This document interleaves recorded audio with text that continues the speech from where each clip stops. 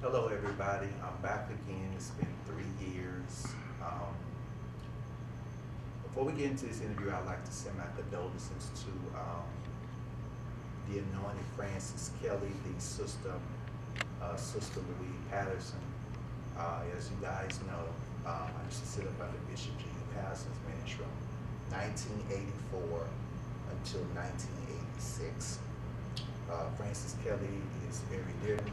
I got a text message, I think it was last Sunday, about 12:48 a.m. I was asleep. This Sister Patterson had passed to glory. I want to let Sister Francis Kelly, I love you, and my prayers are with you and your family. And like I stated on Facebook, Francis Kelly is like my family. Our family go way back to really back to J.O. Patterson Sr. when he was born in 1912, and my great-grandfather was born in 1899, and my great-grandmother, my great-grandfather, Pastor Peter Baker, was born in 1899, and my great-grandmama, Cassietta Epsbeck, was born in 1899, and J.O. Patterson was born in 1912, and somehow J.O. Patterson and my great-grandmama, she ended up working for him in the ministry very early. And my Uncle Sel was born in 1929. So he was like 17 when my Uncle Sel was born. And he watched her grow up in Memphis, Tennessee. And as years went by, Sister Francis Kelly, it's really strange how our families was always sort of knitted together down through the years. But Sister Francis Kelly and Sister Louise have a sister named Jacqueline Downey. And they went to Booker T. Washington and Douglas High School in the Douglas community. And that was one of my Uncle Sel's very best friends. They grew up together. So as you see, we have a long family history together. And back then, when nobody nothing, they were all starting out. Uncle Sel, you know, I'm saying, with Songbirds of the South, and moved to Chicago. Joined the caravans. As years went by, Louise ended up marrying G.E. Sister Francis Kelly ended up being an evangelist and went on television, had her own television show. Now she's a world-renowned evangelist, and G.E. Patterson became the presiding bishop, and became a world-renowned gospel singer. And myself came behind them and became a legend in my own rights. So our family go way back. We have a long family history. I want to let the world know once again, and like I stated on Facebook, Francis Kelly had nothing to do with the clashing between me and Bishop G. Patterson. It was something, she was at Pentecostal Temple, I was at Bound for Blessings Temple of Deliverance. I don't think she knew anything about the sexual assault, anything, until probably after I released the book. So I'm letting the world know now she had nothing to do with it. The conflict was between me and G. Patterson. And I just want to let her know I love you. I consider her as one of part of my family, and my aunt. She's very dear to me. And I want to say this to you, Aunt Francis, what Uncle Sel told me. It doesn't matter what I feel about it. It doesn't matter what you feel about me. It's what I feel about you. That's what the Lord will hold me accountable for. I love y'all. Pray much for me. We're going to go into this interview. Now, let's go to the interview now. Hey. Hey, how are you?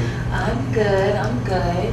Okay, so B, I got a few questions for you. Yeah, let's talk about it. Let's talk about it. See, I got an email. I want to say I got an email from Sister Nicole Mullen, who is the ex-fiancée of Donald Clarkin. If it wasn't her, it was somebody from my camp. And that's what really inspired me to do this interview, because I said, okay, she's emailing me. As you know, he got on TV One. I might be moving too quick in this, but I have to address this boy is just so, he's crafty and he's not honest. And so I want these questions that I'm going to answer, it's going to open up your eyes once again to the tactics of him being evasive and I call it shystery.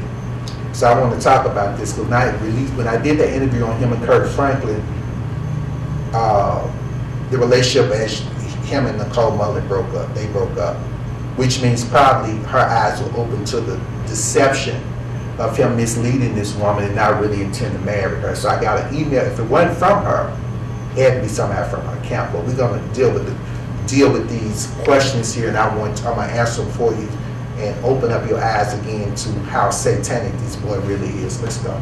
Okay, so I almost feel like you tried to answer a couple of questions that I had jotted down, because I was like, I have too many questions to ask you. Let's do this. All right, so you said, we're going to get into what you said. I need you to correct me. And we'll not take it back. Okay? You said, nothing I said about Donnie in that interview should have shocked or destroyed the relationship between him and Nicole. And if it was God, what you see now, they're not together. Exactly. Reason why I say this, because he had been engaged to this woman, like, y'all need to see this. He had been engaged to this woman almost like 6 years. And he claimed the Lord told him that was his wife. Okay, why would if I proposed to you, why would it take me 6 years to marry you? When you said the Lord told me that you're my wife. Number two, it was mighty funny. After I did the interview, they broke up. I get this email from Nicole. I'm not going to reveal what she said in the email. Okay. It's personal. Okay. But it confirmed that obviously she had some questions about his sexuality, or why was it taking you so long for us to get married, or did he have HIV in his system? I still feel within myself, I can't say right now that he's HIV positive, right, but I still feel there's something blocking him from marrying this woman. Ain't no way I'm being engaged you 6 years and they married you. Okay, now I feel it's ain't nobody that's stupid. Right. So if me saying this, okay, all of a sudden you ain't engaged this woman no more. You was engaged to her all this time. Why would she email me? Her eyes had to be open to some truth. Had to be. Right. Because I knew something was wrong when he had this. I think it was his 60th anniversary, and she wasn't there. So you believe she felt something? Oh, I'm gonna tell you, I believe, based upon the email, what most likely happened was her eyes were open. Okay, she had questions. Okay, right. Why aren't we married yet? Are you HIV? It's something blocked him from was blocking him from going on marrying this woman. Then number two, if he really loved her and that was his wife, nothing I said should have affected their relationship. They're not together now. He got on TV once saying, "Oh, I can't do this." You can't do what? What? You still ain't came clean and told us what it is you can't do. What you said? The Lord said. You say you deliver from homosexuality. You saying this your wife. Why come you ain't married this woman?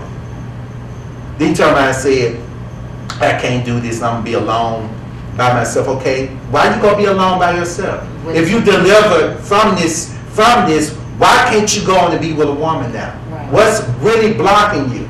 Either you got something in your body, or you desire being somebody else. No, or you desiring to be with a man. That part.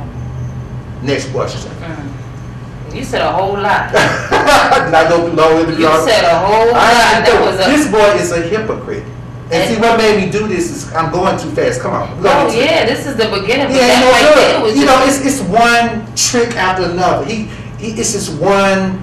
I call it. You know what the gymnastic skills are. You ever seen the Olympics where they just dance? Then when they get through that, they flip. They just do the hands. It's one trick, gimmick, lie after another with this boy. The alibis are so incomplete.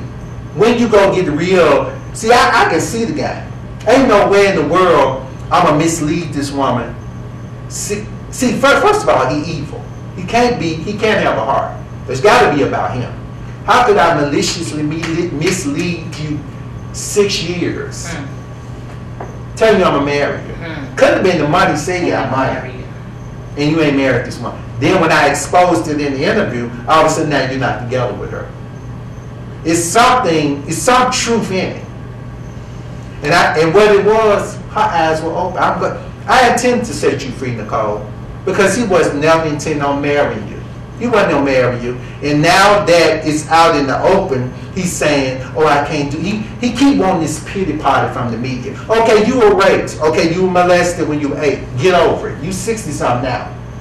The God I serve ain't gonna have you miserable about something that happened 50-something years ago. Right. You can't have God in you. Right. God ain't gonna let you suffer for something that you really didn't have no control over. Once you realize you didn't have no control over, what are you really holding on to? Right. Except you lack being, obviously you lack and you want more of it. That you can't go be with a woman. That you can't. Okay, yeah, let's go. Yeah, you need to come on, let's go. Okay, wait, hold on. So you also said, if you hadn't done the interview, exactly. Okay, Donnie would have still been married. Engaged. Well, engaged. You're right. Finny. Yes. Finny. Finna. We go get. He was still to this day. It's been 3 years since I did the interview. Finny married this woman. And never. I don't think he ever was intending on marrying her. I think it was a cover to cover the fact. Okay. He was finna marry her though. Yeah, that's what he telling y'all. But obviously he wasn't because she emailed me. So it had to be some truth in it. If it didn't have nothing to do with what I had to say, I never would have got the interview. They would ignore me, and guess what? They would have been married by now. So wait. Aside from that, you also said that Donnie was throwing the gospel industry under the bus. He did. This is what made me do because he wasn't happy about his sexuality. I think that's what it did. Because see, this is what really made me do the interview on you again, hypocrite. This boy is a hot mess.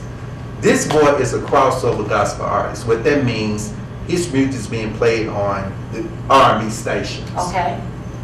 They're not just being played on the gospel stations. Right. This boy is him and Kurt Franklin, Mary Yolanda, probably CeCe Winans. A lot of these are crossover contemporary gospel artists. Right. How you go get up and judge the black gospel music each time they on their way to hell because they're listening to secular music and they're drinking alcohol when you were standing on stage with Stephanie Mills, Gladys Knight, that hypocrite Patti LaBelle, and all them R&B singers in the entry. Your music is being played on the R&B stations. You're standing on stage with them. But the other gospel artists, you right, they ain't no good just like you. Right. Okay, but all of a sudden now they going to hell. Now it was all right for you to get you where you want to be or where you at, but now they on their way to hell. They don't even add up. Think about it. Now all of a sudden you got this epiphany from on high. This is not of the Lord. You milked the R&B industry and the secular industry made him. He wouldn't be where he is without those people. He's been on Oprah, probably those major top television shows that probably those other gospel artists dreamed of being. Okay? But now it's satanic. It's of the devil. Now, it was all right at the time. You see what it is? He's not relevant anymore. He's not one of the ones they're talking about anymore. So do you think that people can change? That boy ain't no change. That boy got the devil in him. Hey, he just released this thing a couple of weeks. I said, this hypocrite. What trick you gonna pull next? It was look, you're laughing, but come on. It was all right when you were getting when you was getting all piece of the pie. Now it's on the devil. Oh, the only way to hell. Oh, okay, but and when they was talking back then, I remember for years the scandals they were talking about how wicked the gospel musicians were. They were talking about the whinings. His face was on all him. Kurt Franklin was like top news. The demons. Now you say sanctified, filled with the Holy Ghost, and that will mind burning fire, like the saints said. And they on their way, and you ain't gonna you redeemed by the blood of Jesus. It don't add up. The black church, hold on. The black gospel music industry did not make you this, because I know for a fact.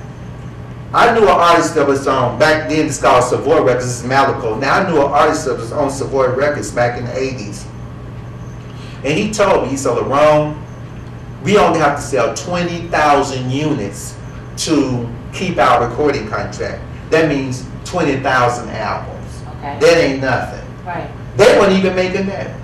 Gospel singers still are not top selling chart sellers compared to probably hip hop probably busting the charts. Right. R&B and soul, you know what I'm saying? Right. Diana Ross got nominated for a Grammy for her album she released. Thank God for that. You know, but she's one of the only ones that's held on to that love soul thing. A lot of them going R&B. But what I'm trying to say, gospel music still isn't the top selling in the in the industry like the rest of the music. Right. And they know that if they don't go contemporary, they're not going to really sell no records. Right. What I'm trying to say, everybody's known the church never really bought gospel music. Right. What they do, reason why, because y'all let them sing y'all songs in the church. So why we go back? If they sing your songs in the church and the choir singing your songs, what we go by the album for? We sing that at church. Right, we got the main So song. that kills a lot of y'all sales there. You see my point? So how you go turn around and see what I'm trying to tell you, hypocrite? You can't fool me because I know the industry, okay? The black church did not make you. The R&B singers bought your records. That's how you got the millions. That's how you got on Oprah. That's how you got on The View and the other talk show, because you were selling records through pairing with R&B singers and standing on stage R&B singers. Hypocrite.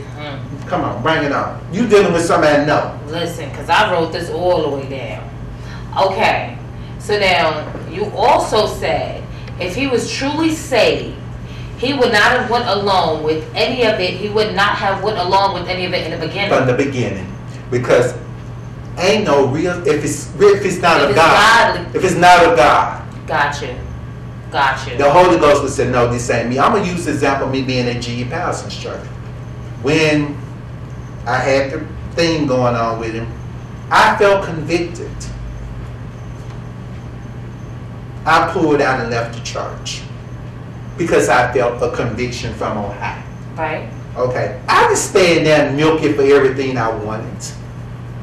Then when the well ran dry, I wrote Malehogany Reflections Behind the Purple Road. I'm a hypocrite. If I'm going to sit there and suck it for all I get out of it, then when the well run dry, oh, they on their way to hell. It don't work like that. You sat in there one along with all the demonic mess they was doing all them years. Now you're not reveling anymore. And what probably really hurt you when I meant to hurt you, and I'm going to destroy you because you don't know who you messing with, devil. This is what's game right here. What you're trying to do is you ain't got no more cover. When I pulled the cover off you and Nicole see mother dump you, or you told her, probably bagged out of and told you couldn't do this, people not stupid. They say, okay, now, this boy got to be gay. He's saying this woman is his wife. He ain't married this woman. Now you're getting up on, you ran the TV one for them to cover your behind. It was a lousy interview. I wouldn't even believe. I said, this is hypocrite. I wouldn't even sucking up none you saying. I said, this boy don't know who he messing with. What's done happened? I put the cover up off you. So now he want a pity party. You're not relevant anymore. You don't have this woman to hide behind no more. God forbid she get up and just tell the whole gospel truth. That's what it is. You have nowhere to hide. You like a frog on a log in the middle of a lake, looking stupid, telling people I'm gonna be alone for the rest of my life. If you're delivering from homosexuality and you desire a woman, how come you didn't get there? Who you think you're talking to? Let's go. Wait, I'm on frog on a log in the middle of the He told the people, oh, I'm gonna be alone. He wants this pity party for. I got raped when I was 19. Okay. I saw the G's Palace and Church. Check this out. You think I'm still crying over there? I'll be 58 next month looking for it. You know how I look good because hey, you got to let that mess go. Right. You're not holding. I can't keep holding on to something that happened to me. Don't you know probably what? It happened in 2 more years, be 40 years ago that happened to me. You think I'm still crying over that? You know what I'm saying? But now, question real quick. Okay, come on. Do you think that he's holding on to it because some people are mentally strong enough to let go? Like no, he hasn't let go. This is the problem. He's doing. He's gay. Right. And he know that if he come on and admit that he gay, the gospel career over with. Okay. See, that's all it really is. Okay. See, if he could do it, it's a lot. He ain't on the gay one in there. Okay. That whole black, I'm here to tell you, I know, all them black male gospel singers are homosexuals. That whole black, everybody know it. Hello? Ooh. Listen to me. Hello? The problem is that he knows that if he come out and say he's gay, which people not stupid. But I mean, but see, okay. but you're dealing with the church. Okay, it's different. It's a mental thing in the church. Okay. If you come out, so this, he really want to hold on to the career, and if he could be gay and hold on to the career and don't get judged, he'll be okay with it.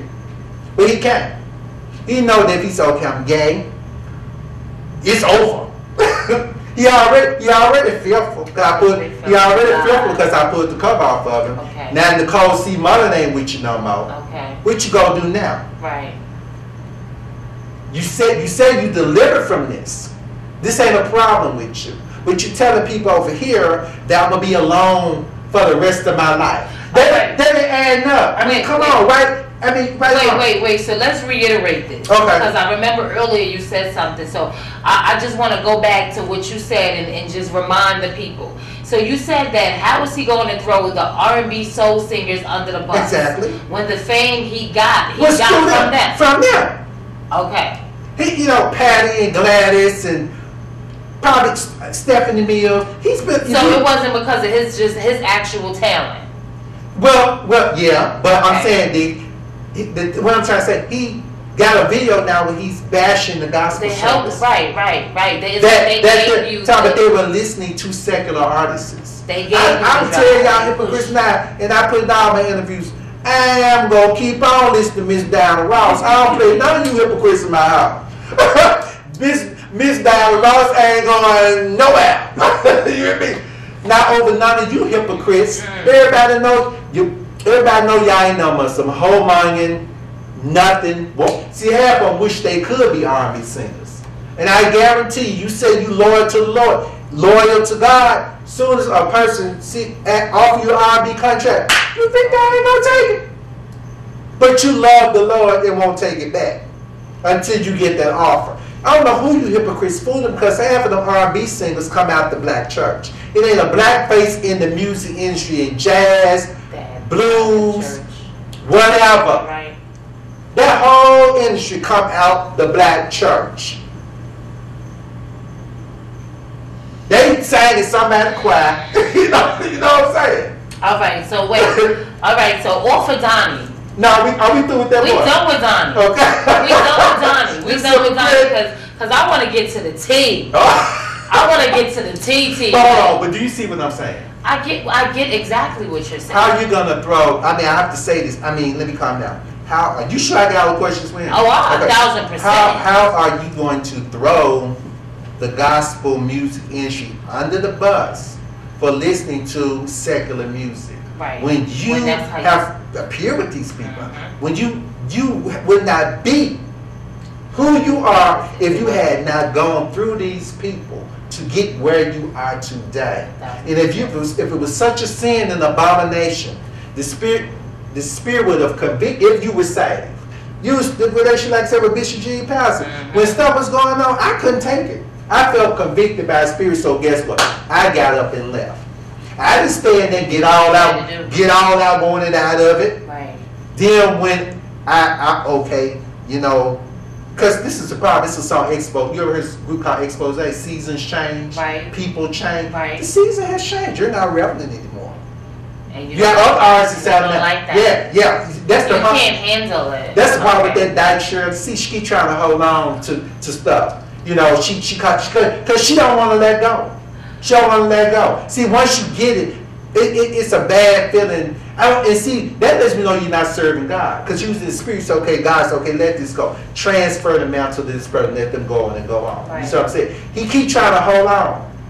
You're not relevant anymore. So this is what he's saying, okay, now they on their way to hell. But when you was out there with them, getting the trophies and the fame, it was all right. You ain't had nothing to say then. But now they on their way to hell. Okay, let's get to the T, what we're talking about here. My auntie Patti. Let's get to the T. You like Patti LaBelle. Listen. This hypocrite. Okay. Patti LaBelle, hey, her and Donnie like this. They gonna call each other, and she might come and call and do a concert with him. But see, remember now, Donnie, she on her way to hell. That's what you talk. That right? You telling the church that they only way ever listening to R&B singers. So I don't want to see you on stage with Patti LaBelle last night no more, or no R&B singers. Hello, church. When you see this, something should wake up in your mind. I saw a preacher, a prophet called Marcus Rogers, had his face and his face up there, and they giving this boy this pity party. Oh, he's exposing the industry. He ain't been telling y'all nothing. He ain't telling y'all nothing. I ain't been saying for years to have the other people that know what's going on in there. He wants this pity party. Let's get to this wannabe Patti Labelle you talking about. Can the church say amen? Let's get to this. Okay, so define legend. Okay. No, you tell me what it says. Oh, okay. So a legend. Mm-hmm. Listen to this, y'all. I wish y'all listen to this. A legend is what? A traditional story, sometimes popularly regarded as historical, exactly. but what? Mm-hmm. Unauthenticated. The legend of King Arthur. Mm-hmm. Okay? Okay. Now define icon. Icon. We do. Okay, go show you. Listen to me, people. Please listen to me. See, this was wrong with y'all. Before you get to icon, icon is the highest level of fame you can get to. Remember that. So when I started my career, I was what is called popular, renowned, now legendary. Legends only happen after 30 years you being in a career. Okay? I am not an icon. I can't fill up a 40,000 seating arena or coliseum alone. I can't do that. I'm not ashamed to admit that. Now the question is, would a legend... A legend is a matter of, it's 4 steps of fame. Popular, renowned, legendary, icon. I'm a legend. Legendary means a story that's been handed down from generation to generation. Mm-hmm. I'm what's defined a legend coming out of a family of icons and legends. I have a history of legends and icons in my family. Right.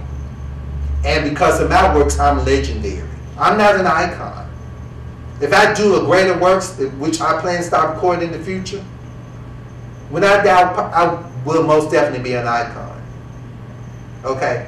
Define icon. Okay, so icon, hold on. I want you to hear me because I'm going to break down to y'all this hypocrite Patti Labelle, what she trying to do. She ain't no icon.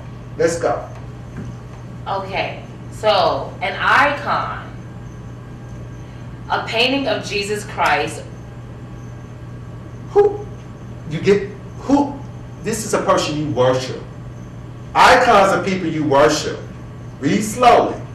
Or. Okay. Another holy figure. Mother Mary. Typically. Mother Mary. In a traditional style on wood. Used as to devotion in the other Eastern churches. Mm-hmm. Okay. Are you finished? A person or thing regarded as a representative, a representative symbol as or worthy of veneration. You finished? Yes. Okay. Talk to you. What she just read, let's bring it home to now. Natural icons, mortal gods. We have mortal gods in the industry. Elvis, I'm from Memphis, Tennessee. Elvis Presley is a mortal god. That man, I remember when he died in 1977. I'm from Memphis. We was living in Raleigh. They broke the news. Elvis died. Times, people shook all over the world. These are the R&B pop icons. The Beatles. Them men been broke up I don't know how long, but guess what? They ain't gonna never die. The Beatles. You heard the Beatles? I heard the Beatles. Look how young you are. How old are you? I'm 38. But see, you shouldn't have heard of the Beatles. You get my point. Follow me. I'm going to show you something. The Supremes. Heard of the Supremes. Who heard Stop and Name Love, Baby Love, Where Did I Love Go? These #1 hit songs. The Supremes. Okay, let's go to Cher. The Cher, Madonna, Michael Jackson, Prince, Janet. Patti Labelle. Patti Labelle's not an icon. I'm going to show you why she ain't an icon. Okay, come on. That's the point. Teach me. Okay, she keep trying to put herself on the level. This skank. Icons do not need nobody to fill a building up. They don't. You think Janet, the Fox So would Janet Jackson be allowed home? Of course. Janet Jackson can't come to the Fox Theater. She might be at that Coliseum. The Mercedes Stadium. Or what you think? Alone. Hey, alone. By herself. Cher was here. Tickets gone less than a day. Icons. Madonna. Let's not touch Madonna. Think about it. The mess we'll have out here with Madonna in town. You get what I'm saying? These are Diana Ross. Tickets gone. You don't want that mini pad, you can't touch Diana Ross. This woman broke barriers in the 60s. This woman record sales was with Elvis and the Beatles. White people. I promise she want to beat Diana Ross. It ain't gonna happen, sweetie. Okay. Let me finish. I'm not through. Go ahead. We're gonna get down the line. These are mortal icons. Are mortal gods. People camp outside for these people tickets. Them icons. It's the truth. Icons are people, what we call Michael Jackson was an icon. People, hello? Michael Jackson was an icon. This woman you ain't no man these people leave. You ain't sweet to give it up. Okay? These icons are mortal gods. People hate to say you don't supposed to worship nobody but God. People worship these people. You got people dressed up like Elvis. You got people, my cousin Josephine Baker. There was a guy actually committed suicide. I think he committed suicide over Josephine. People worship these people. Well, you did say something that just like, I think kind of like dawned on me. Because you just made a statement and you said people dress up like Elvis. You have people that dress up like Michael Jackson. They're icons. But you don't see too many people dressing up like Auntie Patty. Ain't nobody trying to camp out. Let me tell you something, baby. If a person camp outside and fly hundreds and thousands of miles to see you in concert, I had some friends of mine that was from Memphis, Tennessee, right, about 300 some miles away. They actually drove from Memphis to come see Diana Ross at the theater. I know some friends of mine that flew to another country to go see Cher and Diana Ross. I'm just make an example. Ain't nobody. I know some friends down here that I'm gonna ask you a question. I'm gonna put you on the spot and surprise you. Just say what is you gonna ask me so I remember. Ain't nobody flying out of the United States to go see no pie cooking maid like you, sweetie. You keep trying to put yourself on this big level like you so big, but you don't have the catalog or nothing. She don't have the catalog. The Bluebells was a flop. I'm sick of you getting up on these interviews trying to cut down Ross down like she took Cindy Burson off you. That's not why Cindy Burson left your group. You weren't hitting. You didn't have no hits. I think y'all started out in 61, 62, 63. From 62, see, I researched your little name behind that one. You can't trick Baker. What happened from 63 to 74, they went through 8 labels. 8 recording labels. Wouldn't nobody sign your lame ass. That's what it was. She couldn't keep no recording contract. See, the Barry Gordy bitch, quit saying Diana Ross took that woman from you. Bitch, I'm sick of your ass. Getting up. I'm sick of her trying to keeping it cute. She's a hypocrite. Hold on, let me speak.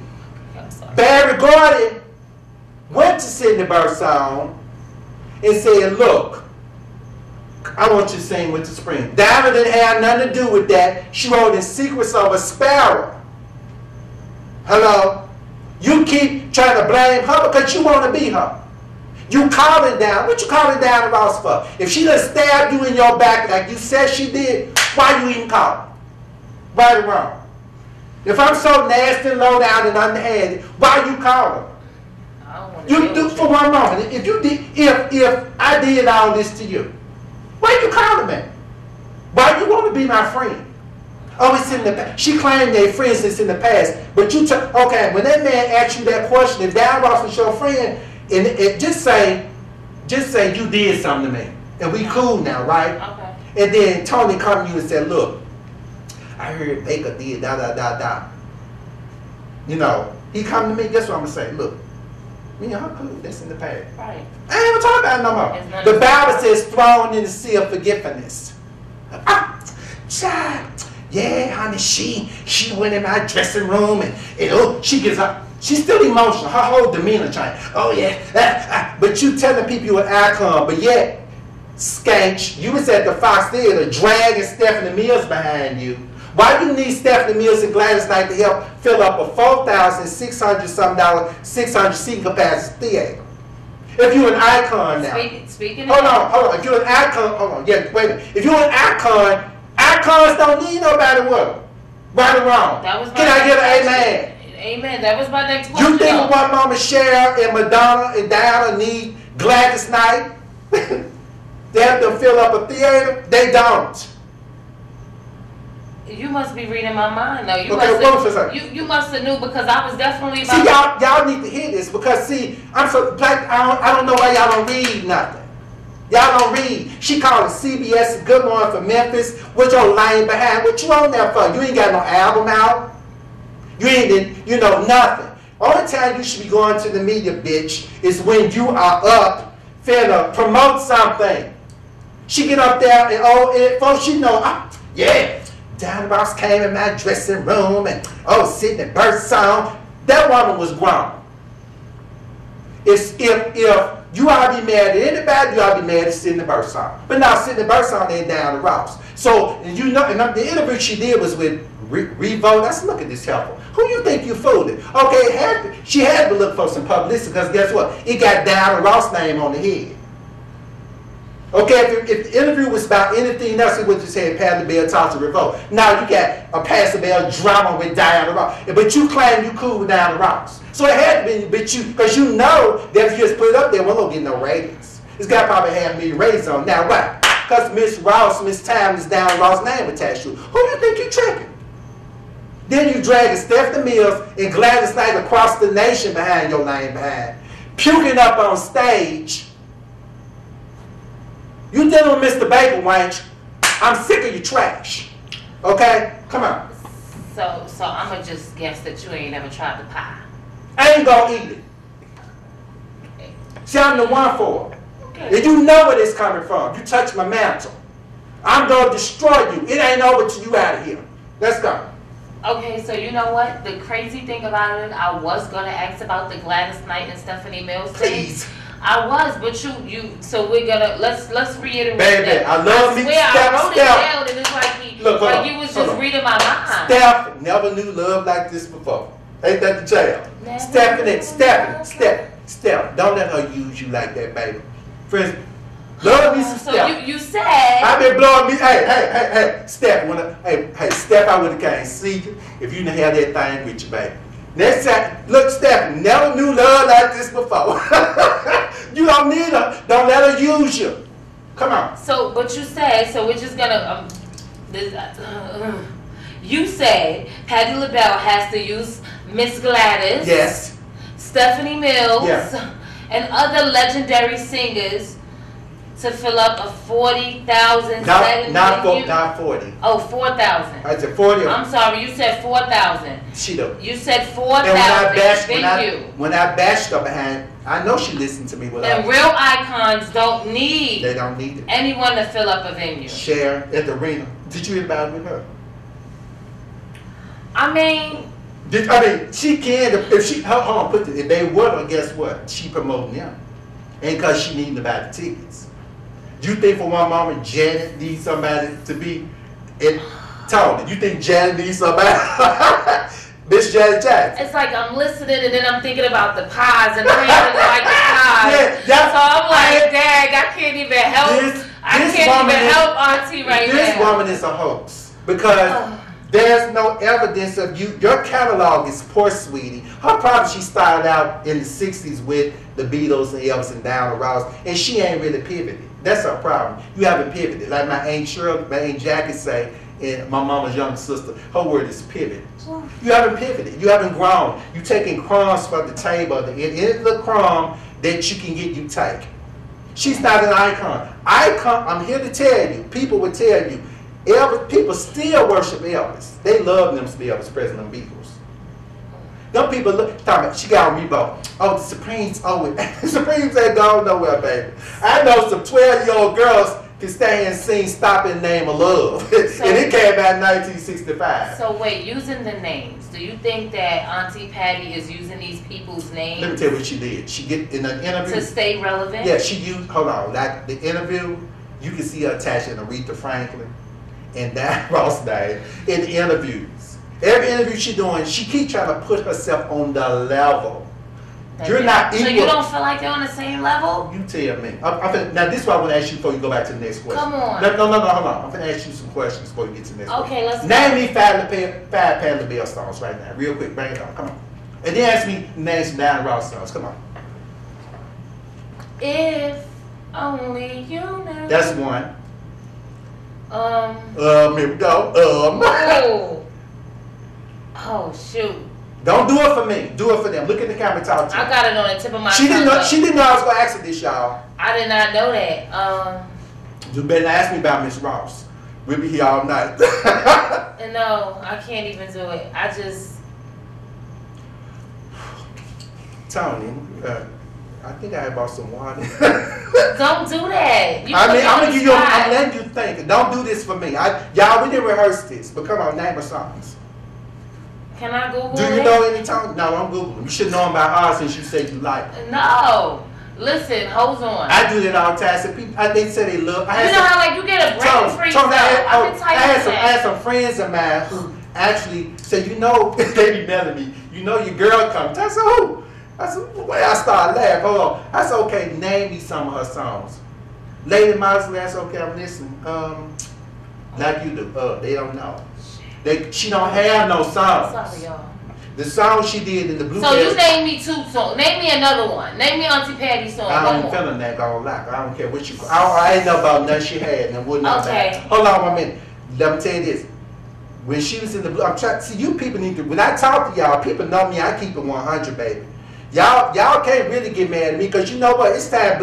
Y'all need to wake up. Okay.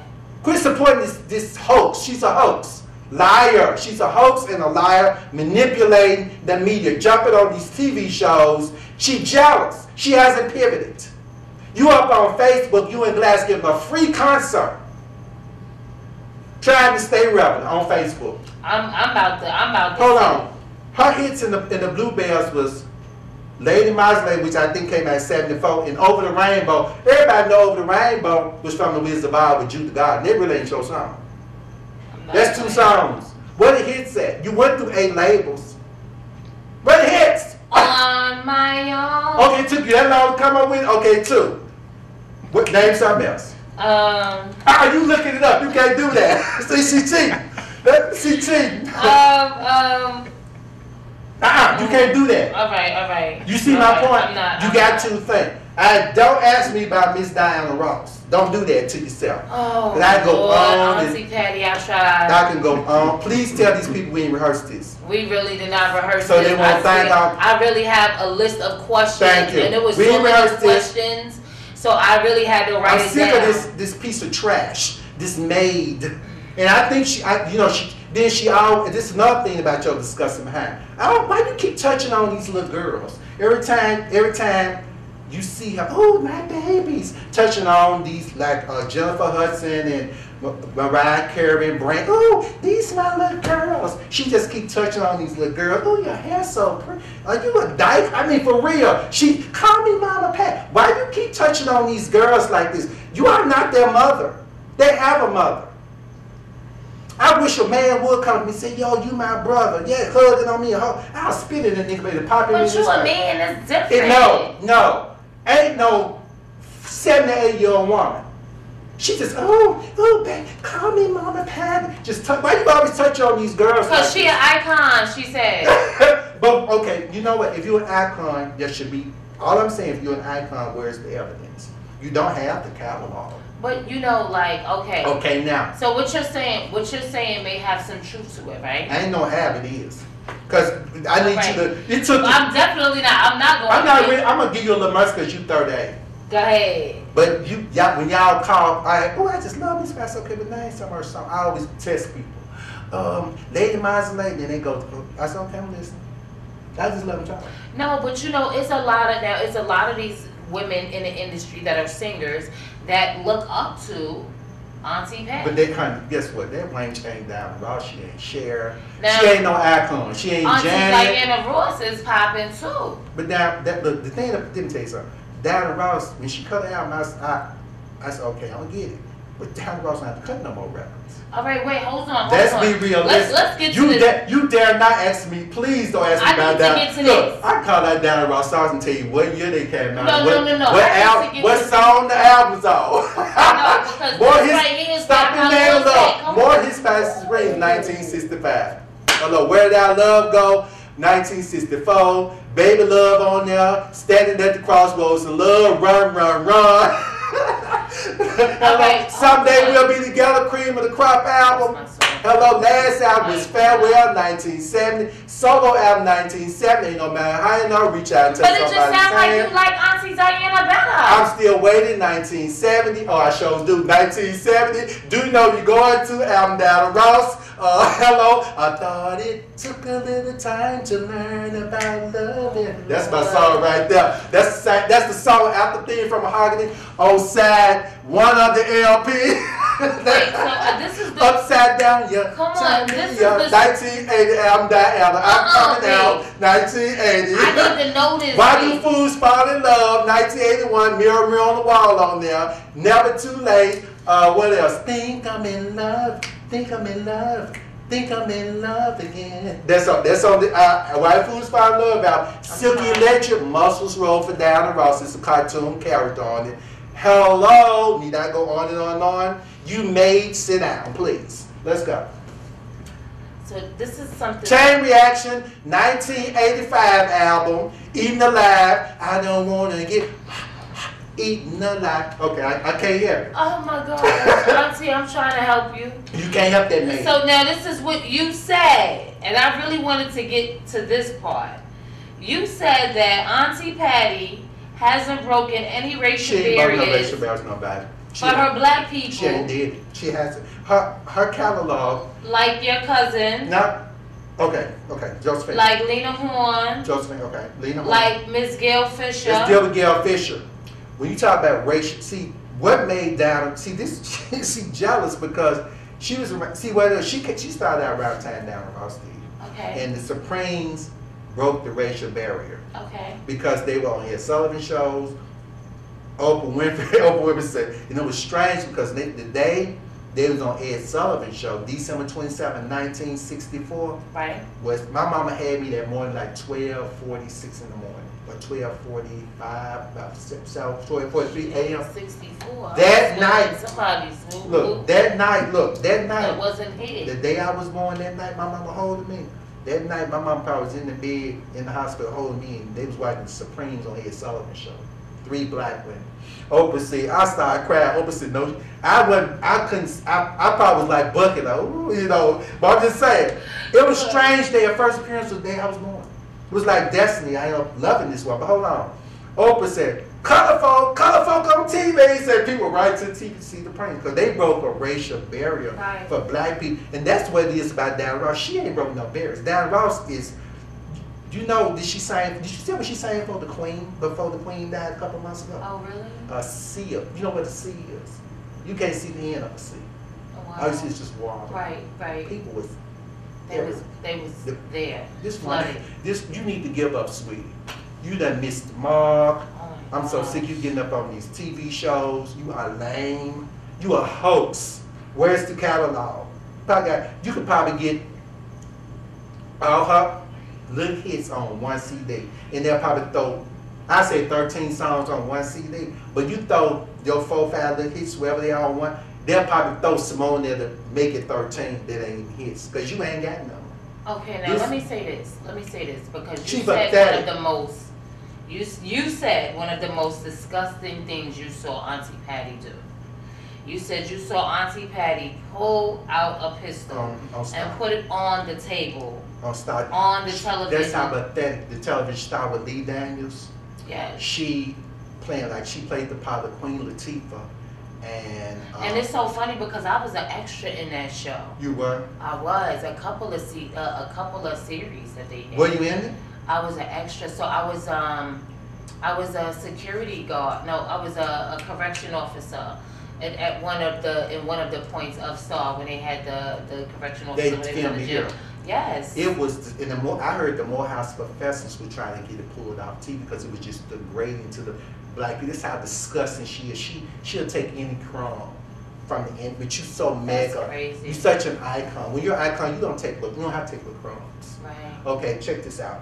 She played Queen Latifah's and Brandy's mom. I remember. She came and pulled a pillow out on the table. But you supposed to be representing your black. You promoting violence. That's really what it is. You so big. You should some move parts. You should be able to turn down. So I'm not gonna do that. I heard Lee Dance was trying to get. I didn't watch their trash. No, I'm saying it was a TV show. It was a part but of the show. we know it's entertainment. But guess what? It was just the fact that it happened. I respect Darren Russ because I remember in her career she said, She said, I ain't gonna be showing my body. You have a choice. If you really an icon and you up there, you ain't got some things you ain't got to do. She got to because she trying to stay relevant. She ain't fooling me. But I said to myself, how could you promote this kind of violence when all this black on black crime? I don't care if it is entertainment. You got a lot of people who cannot decipher entertainment from reality. Right. They just a lot of this rap music actually acted out on the street. Right. You're promoting violence, but you're representing. You are some trash, honey. You a piece of pathetic garbage. I don't know who you think you tricking because see, I know I read stuff. I ain't never about your records. Never, ever, never will. But I'm letting the world know you a piece of trash. And you ain't fooling nobody with these free concerts, dragging Glass Night and Stephanie Mills, these other legendary women behind you to fill up a building. They ain't 5,000, you can't fill it up. When Diana Ross filling up arenas and coliseums all over the world, she was over in UK. Go on YouTube, it's just people everywhere. Everywhere, tickets gone. People still trying to get the ticket. Hello? Cher, Janet, Madonna, probably Celine. People came out behind you, honey. They came behind you 20, 30, 40 years. They now sold you. Filling up arenas of coliseums. And you still up here holding on to trash happened 50 years ago because you jealous that you weren't the one broke the barrier. So now this is a question. Do you think Auntie can really sing? No, she can sing. Okay. But she ain't no good. She's a host. She's pitiful. She's a pathetic piece of black trash. Well, at least he and said I she will can not sing take something it nice. back. She ain't no good. I mean, she keeps trying to put herself on the level. Like, hey, you're a legend like me. I can't fill up an arena. I ain't gonna sit up here and think I can fill up an arena because Josephine Baker or my cousin or try to push myself out to be more than what I am. Okay. You are what you are. If I don't do more work, I'm a die legend. Hello? Ain't no wrong. To be a legend is proud. A lot of people don't get legendary status. Hello? You achieved to be a legend. But quit trying to put yourself on the level with these iconic people who worked to be who they are and got works to prove who they are when you don't have it. So you don't think that Auntie worked hard? No, yeah, she did, but it obviously ain't sticking, ain't working. Because you still need somebody to fill. Okay, look, you still need somebody to fill up a 4,500 seating capacity auditorium. You're not an icon. Let's get to Are the you next listening? question. Hello, can you imagine Janet Jackson being at the Fox Stadium? No, because I know Janet Jackson gonna fill up the whole. Honey, let me tell you, why would They she? gonna need more than just a five. Why would she go there? Well, she can go to the Mercedes Stadium. And how many people get in that building? In the Mercedes Stadium? Sure. The Mercedes Stadium you can see way out in Cobb County, so how many people can fit in there is a whole nother ballgame. Do you honestly, do you see my point? Work with me, people. This woman cannot fill up. Every time she's in concert, she got some other legend with her. You're not an icon. You're not an icon, sugar pie. Them mushy pies, you need to just go on, get your mop and broom and ammonia and stay in the kitchen and clean the kitchen and mop the floors and cook them nasty pies made. Because you honey, at 78, bleaching your hair blonde, trying to be seen. You are not an icon, sweetie. Okay. You don't have the catalog. So let me get to my next question. Right? Because you said, Lord Jesus, B, you said, okay, you said Auntie is 78. Oh, I got the verbatim. Like I had to really write this down word for word because I couldn't believe. Like, oh my gosh, B, Okay, you said my auntie is 78 years old, piece of a wannabe, black trash, verbatim, trying to be seen wearing loud blue and yellow, fingernail polish, and bleaching her hair blonde, looking like a nasty porn star MILF. That's nasty. Oh, you got hold on. You got a 78-year-old woman with loud blue fingernail polish on. I had to close my mouth, y'all. I mean, anybody with any morals can look at this. A 78-year-old woman with some blonde hair, with some blue fingernail polish on her fingers, and some loud, like that shit. I mean, but you know they doing a lot of different things nowadays. But hold on, you 78. I mean, come on. You trying to? You said, hello, look at me. Hello, that's what you're really trying to do. That's disgusting for a setting. A nasty, no, a MILF is in the porn. MILFs are old cougars who like young boys. So, you know, they nasty. They'll do anything sexual to get a young man. She trying to attract somebody. They had a room out. I don't know how true I mean, she might like him young. Hold on. Now, we going to get on that. I heard there was a room out on her. She was sleeping with her drama. Then she got on breakfast. The little young boy was like 40-something. I don't know how true it is, but hold on. Next thing I know, she was on the Breakfast Club and he addressed it. That's not true. And I said, yeah, sure it ain't. But now, I don't know if it is true, because the stuff I'm saying about her, you can type it and see it, the evidence. But I guess I wouldn't put it past if you would. But like, this is the question though. What if she just likes some young boy? No, but I'm gonna tell you what her problem is. She doesn't want to. When it comes to that part of the appearance, you can be old and carry yourself with class and respect. Right. You know what I'm saying?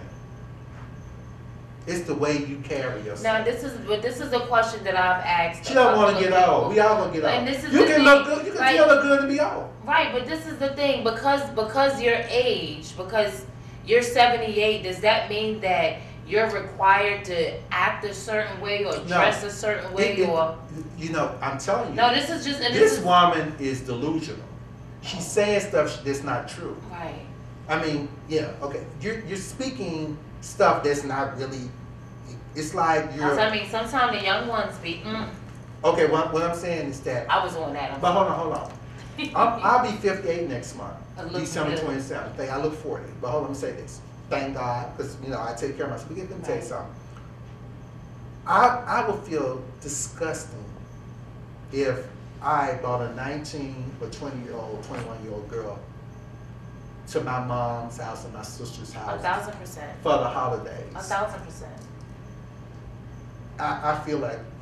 I would feel disgusted. I have a niece that's 31. I have a niece that's 21. I have a niece that's 15 and 140. 12. Okay. I feel like this girl is my daughter. Right. How come I can't get a woman who in her 40s? I mean, no, I agree with you. I'm talking about my standards of who I am as a man. I agree with you. I respect anything. I would be a mentor to this young lady or her uncle, spiritual little baby. You're a beautiful girl. Watch yourself. 1,000%. I would not try to seduce this girl. To me, that's a predator. To me, that's predatory. You dressing yourself up, and if it is true, even if they didn't say it, I believe it. Well, you know, because there was a rumor she was sleeping with Keith Sweat. I believe it. She ain't nothing but a piece of trash. She's a low life piece of garbage. She's trying to he's so much. She ain't back because the stuff she's saying, there's no evidence of it. You such an icon. Where's the catalog? Where are the hits? I'm just for keep it real. I mean, let's keep it real. Where are the hits? Diana Ross had a 4. I think it was a Supreme. I don't know. She had like 2 or 3 box collections. If only you. Yeah. You know what I'm saying? Where you claim where all this stuff you claiming? Where's the proof? That's all I'm saying. Prove it. Prove it to me. She making pies. I heard she didn't give her $1 million. I don't know. This woman is. I don't really know. I ain't gonna talk about the pies. So let me get to the next one, right? So you said Auntie wants to be more than what she is and does. It ain't working. It does not have the musical catalog to back up what she claims. She don't have it. She don't have the catalog. So to what extent should an artist, a legend, icon catalog be? Okay. I think Rita had a 4 CD collection maybe. I'm not really sure. Look and see about. Okay, no, we're gonna finish looking up later. No, but I know for a fact.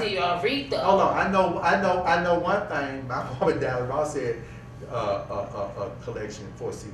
It had the first CD had all Supreme hits on it. Right. Then the one from the second and third one had all the hits from the 70s, 80s, and I think the 90s. Right. It came out in 90. This is 93. Okay. I got every LP of Down Ross and Meet the Supremes up to now when they made CDs and everything. I've been following Down Ross at 13. I'm not lashing out at you because I'm really sick of you pretending like you like my woman when you don't. See that I know Down Ross is not. See, the thing about Down Ross, she ain't messy. She type person. I wouldn't know why I really like Down Ross because she don't play. She don't have time for no mess. She let y'all say what y'all gonna say. She not gonna say anything. She know you full of trash. I'm gonna tell you why. But I know Down Ross. Down Ross is like, I'm not gonna say anything to keep the peace. Right. Cause I heard her say one time in an interview, I think when they was harassing her out there in London, England, when that woman touched her breast and she pushed the woman off or whatever. Right. They arrested her, well, they detained her. And she said, sometimes when you say something and make it worse, you ain't fooling nobody. Down Ross, you got your game. I'm gonna tell you what her game is. She got a game. Her game is that she thinks she could befriend. She's always trying to undermine. She's crafty. She has a plan. If I can just get her to stand on stage with me and apparently make her like our singer, it can make me look bigger than her. Right. That's the game she pulled with I Want to Know What Love Is. She claimed everybody said she stole the show from Down Ross. Ain't nobody heard it till you said it. Right. Hello. Right. Then what was something else she about Down Ross. Down Ross ain't no fool, baby. Mary Wilson was one of her best friends. When Mary wrote those books and said all that other stuff, I never took Mary's side over Down because them girls. Right. That Mary no Down. Hey, that's a friend, you know.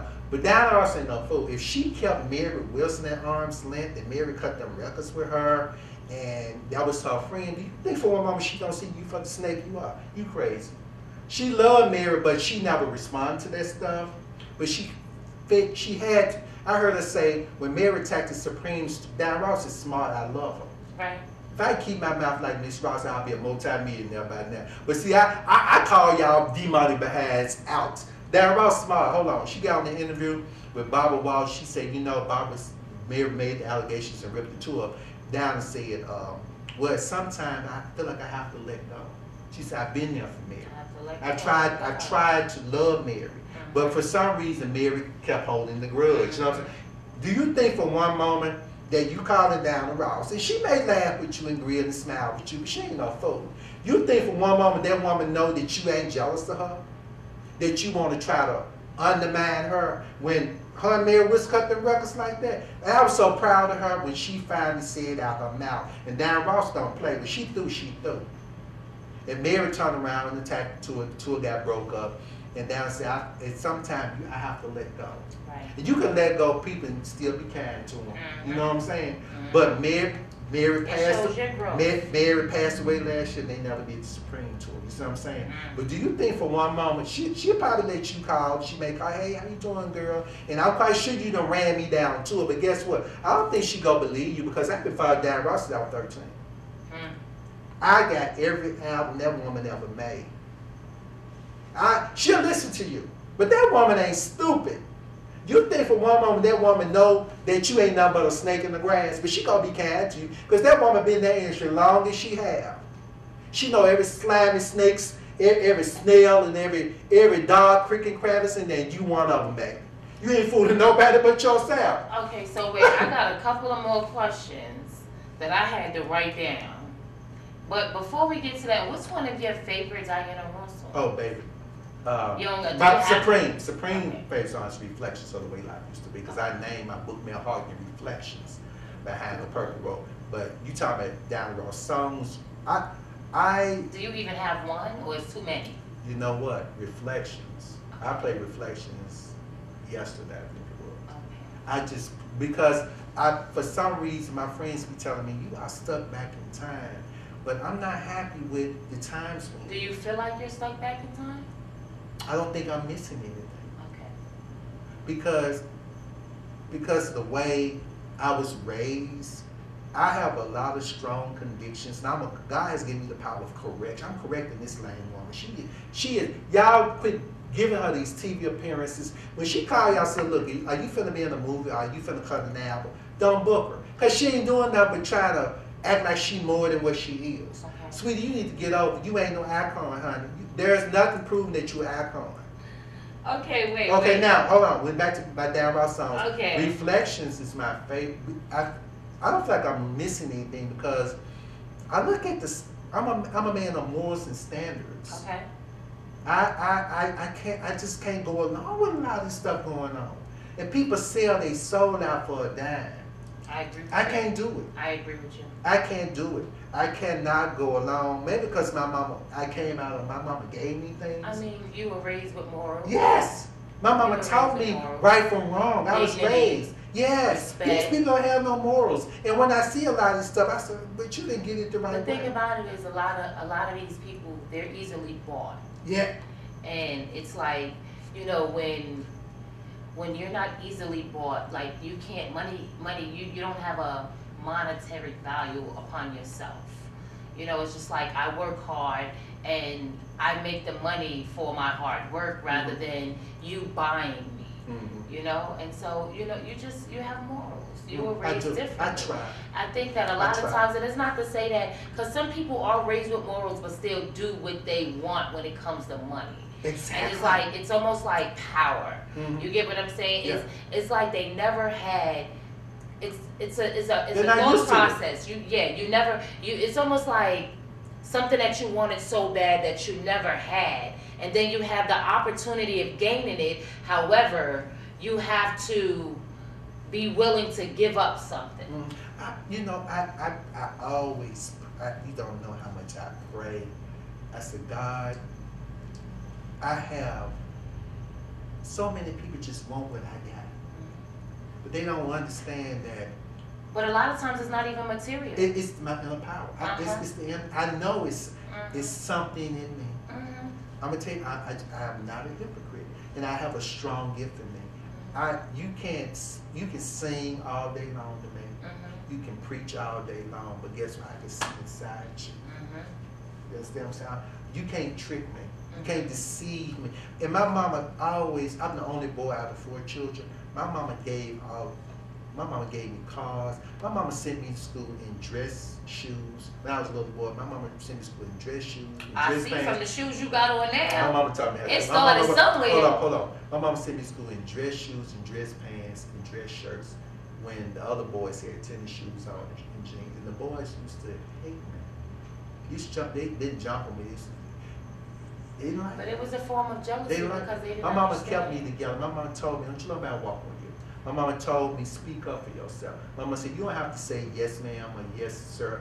Just say yes. Just be respectful. Just say yes, and that's if they want to take a little level, have them contact me. Right. Don't know about walk on you. Right. 1,000%. Don't be a leader. Don't be a follower. Right.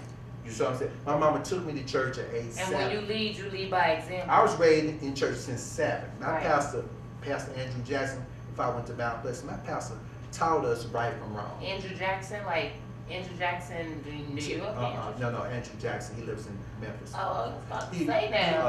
That's because, in New York, they got an Andrew Jackson high school. My pastor taught us right from wrong.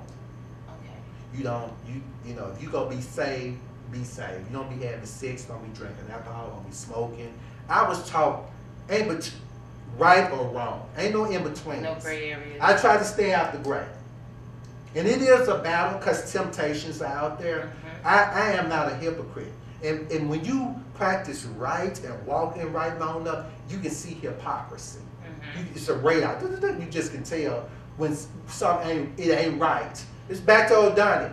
You ain't saved. He can't be saved because if you really truly was born again, you want to run along with of it in the beginning. Mm-hmm. There's no way you could be. But so back to that, and then we're going to jump back to Auntie Patty because we wasn't finished. But it's like, do you think that people are able to change? My mama says because I did this Does that, like, do you hold that against me for the rest of my life? You know, or do you allow me to be great and change? This woman is 78 still pulling these tricks. Well, hold on, let me say this to you. My mother said something to me, and I was talking about people in the church. Right. And my mama was cooking some spaghetti sauce in the kitchen. Right. And I never forget it. The way our kitchens made, we had like a big round table. We had these big chairs, like bar chairs. Right. But we sit, it was like over against the wall. Mom was way over here, like probably where Tony was, a little far with that green chair. Mama had a big kitchen. So I was like sitting there, and her back was turned. She had a hand. She always had her hand and she was turning spaghetti sauce like this. And I said, Mama, people can change. She said, Lerone, have you ever seen a leopard change his spots? And I said, Mama, people can change. She turned around and stopped staring and had her hands on him. She looked back at me. She said, Lerone, how many leopards you seen change their spots? I said, none. She said, and kept cooking. And I promise you, I said, Mom, and I thought about that. I said, and I guarantee you, rarely people, and I know they can. They can. But rarely they do. You see a difference. Right. And that's the problem with the church. They go in there and hear that stuff and jump all over the church. No change. You know what I will say? Because you know what? They don't swallow it and become it. You have to become it. You have to take it in and become it. You can't just dance around it. But the reason why I'm as strong as I am because my mama taught me these things. Right. My mama taught me how. It wasn't a church. No. Or it wasn't a right. And my mama and dad. I'm in country. My mama and dad. We had family meetings. Me and my 3 sisters. My mom and dad. We talked. But that's important. You need that. You understand? Yeah. Like it's more like you growing pray up. For me. When you grow up in the church, I'm not one. You know, a lot of people be like, "Oh, do you go to church?" And I don't go to church because as I got older, I felt like, you know, church is one of those escapes. Like people, they use church as a shield. There's something wrong with it. Right, they use church as a shield. Like, oh, I go to church, so I'm perfect. And it's like, no, like people go to church every day and they be lying and they be stealing and they be robbing and they be setting up. And so I learned from, like you said, I have a praying grandmother. I have a praying great grandmother. Like these prayers have lingered and it went on like. Seriously speaking, my grandparents are still around. My grandfather is 90, just made 90, May 13. Wow. And my grandmother will be 85, December 13. Okay. And my grandparents, I mean, let me tell you, let me give you a quick little history real quick. Yes, okay. My grandparents, 90 and 85, they had 9 kids, right?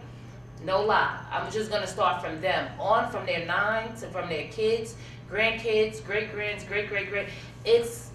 It's about, I counted it. So the last time I counted, it was 84 of us. Everybody is still alive. Nobody is locked up. Nobody is, nobody is in handicap, strung out on drugs, or nobody is disabled, anything of that nature. And I'm not saying that, we're perfect or, but it's a praying, Hold on. Let me help you. Pick up. When I say this, keep talking. Please remember. Okay. The Bible said what? Train the child in the way it should go. And that's exactly what it was. And a lot of times I'm big on karma. And see, the thing about it is I look at my grandparents and I be like, Dad, they did a great job. Like they really, it's like they were mindful of their actions. They were mindful of what they did because they understood that you will reap what you sow. And if you don't reap what you sow, it's going to linger on to your kids, your grandkids, and so on and so forth. And so I look at it and it's like, well, my family, not to say others aren't, but it's like we are truly blessed and we do not go to church. My grandmother is a praying grandmother. She prays and she knows, she quotes the Bible, she reads the Bible, and she does not step foot in anybody's church because she is the Bible. She is the church. And that's what I want to say to scare people. When I see it, I stop preaching because guess what? And I'm going to say this and they ain't going to like it, but it's true. Okay. The church is a hospital. Why go check in the hospital? Ain't nothing wrong with you. Them people sick in there. If they go into that, I guarantee you, they going because what? They looking for some form of healing. Right. Not realizing that they are the healing. And yeah, it's in you. Thy word have I hidden in my heart. that I might not sin against thee. If you don't get it down on the inside, you ain't gonna get it. You still ain't gonna get it. You ain't gonna get it. Because you gonna go out there and keep doing what you do. You know why? Because it ain't in you. My dad didn't go to church. You know what he said to me? My own father. My father used to stay with my aunt in Chicago before he married my mom. And he met Sam Cooke, Mahalia Jackson, he saw Lerone. He saw how the gospel singers would live.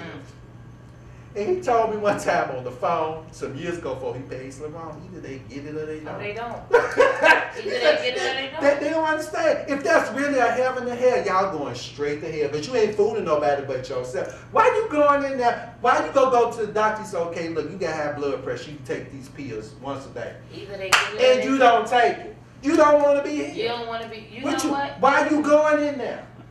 Then get mad at the doctor. Because I'm your doctor. I'm telling you what your problem. Now you want to get mad at me. You know, it's so. You know, some people mad at me now because I told the truth about me being raped at G. Pastor Church. They mad. He shouldn't have said. Actually emailed me and told me you should have stayed there. You shouldn't have said nothing. Tell me they ain't sick. That's a sick person. To tell you, it's almost like self-torture. You need to stay in that kind of abuse. It's self-torture. It's something wrong with them people. It's something wrong with them. It's self-torture. Now go back. Okay, so let's go back. No, you finished talking about your grandmama. Okay, no. What I was saying was like, even when you were saying, you know, people when they go through stuff and they ignore it. Like I look at it like my mom growing up, right? My mom she had a kidney disease when I was about 18, 19, right? And I seen how adamant my mom was about getting better. She just knew, like, I remember the nurse in a hospital told me in front of my mother, she said, your mother is gonna die if she doesn't get on dialysis. How long ago was this? I was 18, 19 at the time, right? And my mother said, what? My mother turned around and cursed her out. And my mother said, you are not God. You don't tell her that I'm going to die. You don't speak on my life. Yeah, she said you don't. Right. And so my mother, you know, the thing about my mother, because I see stories and I hear situations and, you know, and I see people who parents are sick, right? And in my mind, because right now, I was 18, 19 at the time, I'm 38. My mother, she had one blood transfusion, right? My mother never got on dialysis. My mother had a hip replacement. You couldn't tell she went through none of that. She walking around here. She played basketball with me. We go to the basketball court. But the thing about it is, right, it was mind over matter. And so she didn't allow it to control her. And I see these people and I see, you know, I have friends and I have, you know, people, I hear stories and they like, oh, you know, my mom got cancer or my mom is sick and then she still smoke or they still drink. And it's just like, dang, like, you know, I wonder. And I don't say it, but in my mind I be thinking like, damn, your parents don't love you.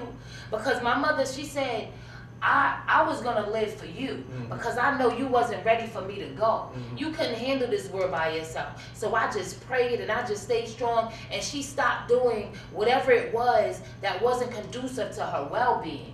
You know, she said, I'm going to make sure I live for you.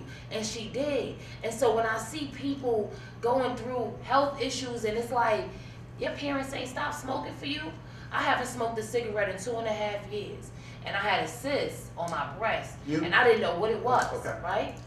But it scared me enough to say, oh, no, I'm not going to smoke no cigarettes. Like, I want to live for my kids. Exactly. And so I stopped. And people are like, how did you stop smoking? And I'm like, shoot, because I don't want to die. I got kids to live for. Yeah, and so I try to understand when people find out they got health issues and they continue to do the stuff that's going to break them and kill them, why mentally do you not want to live for, not even for yourself, but you had kids, you have a purpose. So why you don't want to live for your kids? You understand? Like, why do you just want to die? Like, was that the purpose of your life? Yeah, the purpose of your life was to just like to live and to do drugs or to drink or to smoke or to do this stuff and then that's it. And then they say, oh, you got cancer. And it's like, you're just going to keep smoking or you're just going to keep drinking or you got alcohol poison or you're just going to, oh, well, you have COVID. And, you know, you just put yourself in these situations where you don't want to better yourself.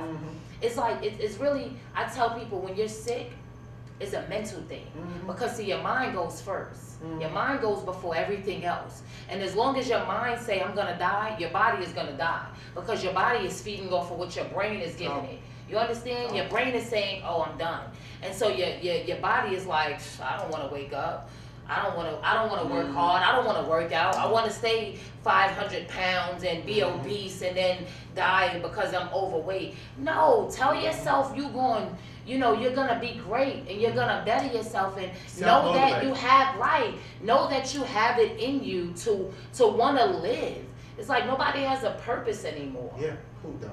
Nobody has a purpose. And I look, and like you said, it starts from home. And this is why when my daughter, my 8-year-old, she's like, Mommy, I want to go to church. And in my mind, I'm like, girl, please. Like, you know, and you understand? It's like, it's so toxic that it's like, I just want, like, okay, so let me show you. And I tell my kids, I'm going to teach you how to deal with life. Because see, if I teach you now, by the time the world tries to corrupt you, you're going to be able to decipher right from wrong. You're going to be like, oh yeah, nah, my mother told me about that. Oh yeah, my mother told me about you type of people. And then you'll be able, because see, the thing is, if they jump, if they go that way, then it's like, oh, you had a choice, Pooh. Because Mommy told you this was going to happen. I'm very vocal and honest with my kids. Because I don't want them to be surprised. I don't want them to be surprised. I don't want them to sit. The world is not at all. No. Not at all. No. The world is a cruel place, and you have to be able to be very vocal. And them churches are full of predators and pedophiles. And you can't be scared to say. They are. You know what God showed me? I'm going to cut y'all. And I'm going to tell y'all something. I said, God, why do they cling to the music and the preaching gospel? Because they so half of them, they have to have. Hold on, no, they have to have it to feel important. They know they feel disgusted. But I read something up on the drug that's circulating now, and it was saying somehow a lot of people, they need that to feel good about how nasty and despicable they really are. So how? But see, you can't see because they dress up like it's self-sabotage. Yeah, they dress up like they so holier than thou. You know what I'm saying? But it's just a cover. The Bible said, having a form of godliness but denying the power there. The power you got in you, they don't have it. They don't have what is called self-resistance. The Bible said, resist the devil, he'll flee. They don't understand that. They flesh is so out of control. You said something, okay, if I'm not going to do this, I'm going to do this for my children. My children need me. Yes. Love will make you do great things. But the thing is, you have to know love.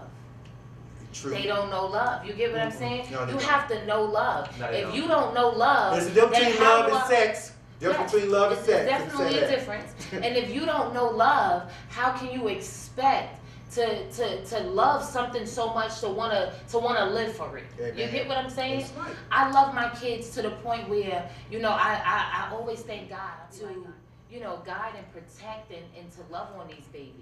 Because it's like they look for me to have the answers, you know? And as mom, I want to make sure that I prepare them. Like, times have changed from when I was little. From when I was little, I used to think that my mom, like, I would hear my mom over talk with her friends, and it's like, oh, girl, this person died, or that person died, or, you know, just, and I'll be sitting here like, dang, mommy losing a lot of friends. But then when I got to that age, it's like, dang, this person is dying, and that person is dying, and I'm sitting here, and I'm wondering, and I'm like, you know, I never want to be in that situation. It's almost like you see what life is, and then you know what death is. And because you see what life is and you know what death is, you never want to be on the death side. You want to be able to know that you have lived your life to the best that you could have. Good, bad, and indifferent. Nobody's perfect. And because nobody is perfect, we don't live a perfect life. We make mistakes. And because we make mistakes, we're entitled to fixing those mistakes. We're entitled, we're able to right those wrongs. You understand? We're not perfect, but we have to lead by example. We have to lead by example. And if we're not leading by example, then what are we doing? We're self-sabotaging. You have a lot of these women that's getting their bodies done. They're getting their bodies done, and they have, you know, you have this fake body and you have this fake image. Well, why do you think they're doing it? They don't love themselves. No, they're trying to attract attention. It's the attention, but it's you don't love yourself. You understand? You're right. You don't love yourself because I'm not perfect. I have scars. But at the end of the day, I'm perfect for me. Everybody's going. I told somebody, I said everybody isn't going to be thin. Listen, I hate the fact that I never had boobs. I used to be like, God, why you making me bigger titties? You understand? I wanted bigger titties. Be quiet. I swear. I used to be like, when I get some money, I'm gonna get some breasts. Don't do that. I used to always say that, right? My mother would be like, when you get older, you're gonna gain weight. I'm like, no, I used to be a 0 for a long time, literally. I used to be like, no, mommy, I need some. I'm trying to get thick. And then I got older, okay, and I started gaining weight. And I'm like, oh, okay, I like this. And then I see these women who's getting their bodies done. And I had a good friend of mine, right? She got her body done and she had a whole new attitude. And then her friends, they had their bodies done too. And that's the type of friend she had. But I couldn't be friends with you because you're not conducive to my well-being. Because see, when I look in the mirror, I love me. You understand? And I don't understand and can't relate to you. We gotta get back to the question. Yes. But hold on, let me ask you this. Do you feel, did you have to go through anything to get to that point, or did you just wake up? No, so I've always loved myself, right? But I had my insecurities. Okay. Loving yourself and insecurities are two different things. Insecure about what? So I was insecure about my skin. I had eczema. Okay, as a kid, I've always had eczema. Okay. And so what happened, not only did I have eczema, I had my skin blemishes. So if I cut myself, normally like people's skin would fade, mine would turn into a black spot. Okay. And so I was insecure about my skin. Okay. I used to wear tights in the summertime. So you went to the root of the problem and solved it. I knew what it was. Okay. No, I got older. It was a picking, so sometimes people bite their nails. I used to bite my nails when I was younger, right? Then I stopped biting my nails and I would pick at my skin. Mm-hmm. And picking at my skin was my calm. Mm-hmm. That was my calm. Mm-hmm. And I still have a habit of picking at my skin. But I love who I am. Now you do.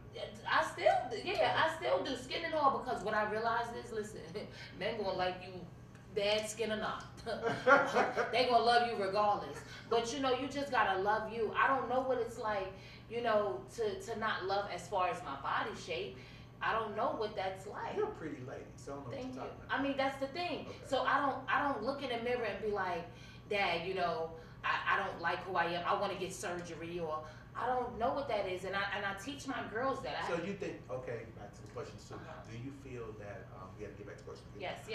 Back, now let me ask you this thing, go back to it. Yes. Do you think a lot of people are, well, I know the answer, I don't know why I'm asking you. I think you summed it up there. I think that's Patti, bro. I don't think she know who she is. No, a lot of times people don't. I really truly believe that she is not happy with whoever she is. And no matter how old you are, and that's bad to be at all.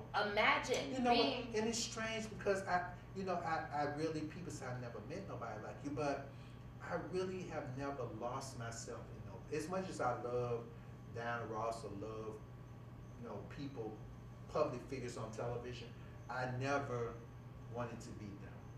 I looked at them as an inspiration. Me neither. You know what I'm saying? Me neither. I never ever lost myself in no one else. I was always inspired, like you said. Yeah. I was inspired by the craft, by the talent, but I've never lost myself to the point where, like, even when celebrities die, I'm not the girl that cries about it. Yeah. The reality is this: we all live to die. And a lot of people have not accepted the fact that we live to die. The only thing that we're promised is death. That's the guarantee. We're guaranteed to live to die. Sometimes I hate the gift of me. Right. Because I see so. 1,000%. I see more than what you're telling me. 1,000%. And you don't get out of my face. Child, you think you mess. I have never seen so, and Lord forgive me, I'm not saying I'm 100 perfect. I've never seen so many people that are just plastic and change it to a chameleon. And they normalize it. To get what they want. I've never seen just all out there. Whatever it takes. It's normal. I have met some people just whatever it takes. No matter how immoral it is. I can name some people, no matter how immoral it is. If this is what I got to do to get what I want, to make me feel good about me, then so I'm talking in church. So be it. And that I said. There's no pride. There's no respect. There's no dignity. Okay, so look, hold on. Last couple of questions because I wrote it down, and I don't want to like. We gotta get to the core of this, right? So you I said. kind of said enough about that one, but let's go. I mean, I just want to get. Okay, well, I'm gonna get to my last one. Okay. No, don't through. Let's get through. Let's get through. Okay. Don't skip. No, because you said that. You said that. You told me, you answered my question when it came to Auntie Patty trying to put herself on a level with the real icons. She ain't there. And people gonna, because the Bible said love covers a multitude of faults. Right. When we like somebody, we tend, it has two revelations. When we like somebody, we tend not to see them for what they are. 1,000%. And then sometimes we love them. People show you who they really are. And then sometimes we love them enough to cover them. You see what I'm saying? You know they ain't no good, but I'm gonna cover them anyway. Mm-hmm. So love is, when you love a person, you're blind. But you know one thing about me, I thank God, me and my mother had a real deep conversation about 2 months ago. Right. And we never end on bad notes, but we disagree on a whole lot. And I said, Mom, one of the things you're angry with me about today is because there were things you taught me that you didn't uphold. And she said, what? I said, you heard me. Mm-hmm. Look, I said, you look at me and you don't like what you came out your womb. And she said, yeah. She said, yeah, I taught you to be. She had to remind that, I'm proud of you that you stand up for yourself. Because see, you can't break me. I'm 58. And if you ain't broke me in 58, I'll be 58 December. If you ain't broke baby by now, it ain't gonna happen. But the Bible said, train the child in the way it should go, older will not part. If I ain't, look, if you ain't broke me down by now to be a hypocrite, you ain't gonna be able to break it ain't gonna happen. That's like an old tree out there. You all gotta go and just go and cut it down. Because there ain't nowhere in the world. By now, if y'all know y'all ain't mess with somebody who don't play the radio, you better wake up and realize. Because you demons can't trick me. I be looking at you, okay, who you think you talking to? Like I read through. Some of it just common sense really to me. But I think, you know what I found out? I don't want to be deceived. That's why I'm not deceived. Right. I think people deceive because they want to be. Right. Can't nobody make you do nothing you don't really want to do. That's what I've come to find out. So at the end of the road, you can't blame nobody but yourself. You wanted to go along with it, so that's really what it is. But you know what? Sometimes, even as adults, they can be peer pressured into, yes, it's a mental thing. I did. Remember, I ain't never been that weak. No, I don't know. Right. That's the key word, weak. I'm not. Some people are not. They're not strong enough. Some people are not strong enough to bypass it. Some people aren't strong enough to say, yeah, nah, that's not my thing. Some people do stuff just to satisfy other people to fit in. That's why a lot of people on drugs. That part. A lot of people, they got to fit in. You can't convince me, listen, I don't smoke or drink. You can't convince me to be like, girl, try this. I ain't doing that. No, that's not what I do. I ain't doing that. At no age. At no age I was never the type of person you can peer pressure. You can't convince me to do something that's not at all. And it's not really good for you. So hey, like you said, lead by example.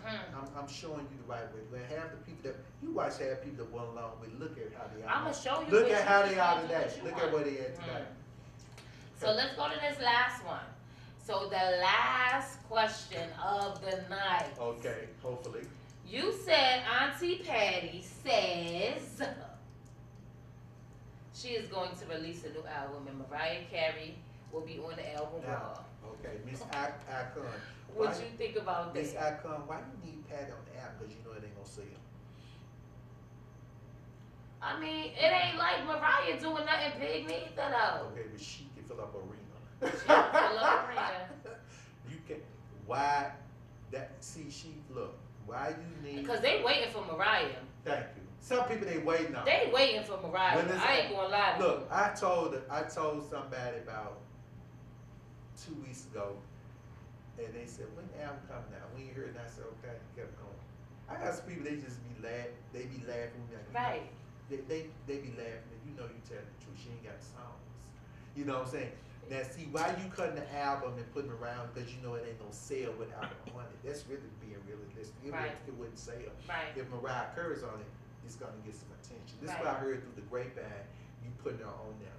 On that note, Sweetie Pie. You know, you see what she'll do. She'll swallow this and get a little pity pie. You know what? Just like My mama said the leopard never. Mama said The leopard never changed its spots. she'll cool down a while, but rest assured she'll let this blow over against, but she gonna get right back to her witchcraft. Cause guess what? Lord She's a leper. Jesus. No, it's the truth. People, you ask me, do people change? She's 7, 8 years old. You think that woman finna People- stop? yeah, some You people think are by stuck now in the snake in the grass that's really who she is? She ain't gonna change till she die. Now that's sad. But see, she in her mind, she got, okay, I gotta go. If I got to keep being the hoax and the liar I am to do what I gotta do, Auntie she Patty. gonna keep on doing it. Auntie Patty. You ain't got to side. Please let me say that. Please let these people know we done rehearsed this. We did not rehearse this. Because see, This is not rehearsed. I look certain things tonight. I'm like, oh my gosh, Auntie Patty, do not get the belt for me. Let me say for the record. Oh my gosh. Let me say for the record, all my interviews that y'all have heard on me, people send me emails, or these are things I want to talk about. The interviewers don't even be knowing. I give them the questions, and we don't rehearse it. They don't know what my answer gonna be. People email me, I say, okay, I want to talk. I give it to them, and I answer it. I don't rehearse none of my interviews or nothing, and they're entitled to ask me whatever they want to ask me. So y'all come off that trip like this is planned. Okay, I love everybody. Okay, now now that we're at the end of this interview, Yes, sir. I want my friend Daisy that y'all know, she had major eye surgery on her right eye. She may never see it again. I want y'all to send a special prayer for her. If you go on Facebook on the Sacred Scrolls Daisy, of the we love you. the Sacred Scrolls of Lerone Baker, or Reflections of Lerone Baker, you can like the page. You can see a picture of me and Daisy.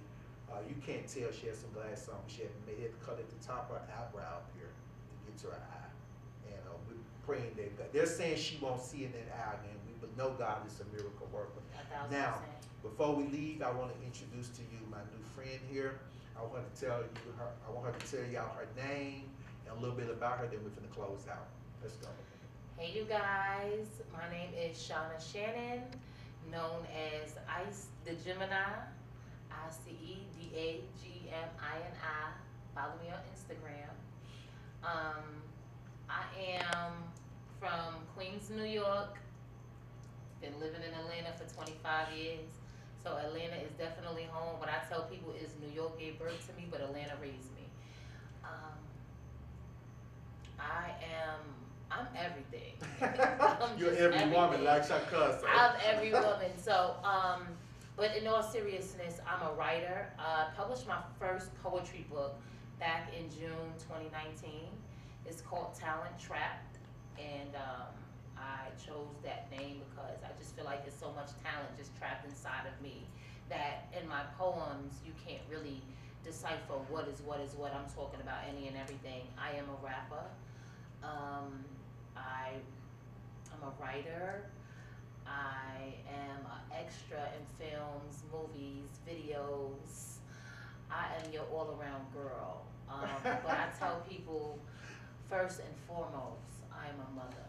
I am a mother of 2 beautiful girls. And that's it. You know, I live life. I love God. I work for God. I'm not perfect in a physical form. I will curse your butt out. In a spiritual form, I work for God, and He uses me. And sometimes I gotta humble myself and curse you out, but then be like, what can I help you with? Let's figure this out, because I know that God is going. That's it. I'm 100% Ice the Gemini. Love y'all. God bless you.